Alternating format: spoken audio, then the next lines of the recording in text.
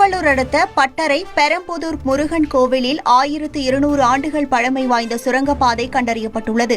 கொசஸ்தலை ஆற்றின் கரையோரம் உள்ள இந்த கிராமத்தில் 30,000 ஆண்டுகளுக்கு முன்பே மனிதர்கள் வாழ்ந்ததற்கான தடயங்கள் கிடைத்துள்ளன. இந்த நிலையில் நெடுஞ்சாலை விரிவாக்க பணிக்காக முருகன் கோவில் அருகே தோண்டியபோது சுரங்கப்பாதை இருப்பது தெரியவந்துள்ளது. அந்த பாதை சுமார் 10 கிலோமீட்டர் தொலைவில் உள்ள திருவலங்காடு நடராஜர் கோவிலை இணைக்கும் வகையில் அமைக்கப்பட்டிருப்பதாக முதல்கட்ட தகவல் வெளியாகியுள்ளது.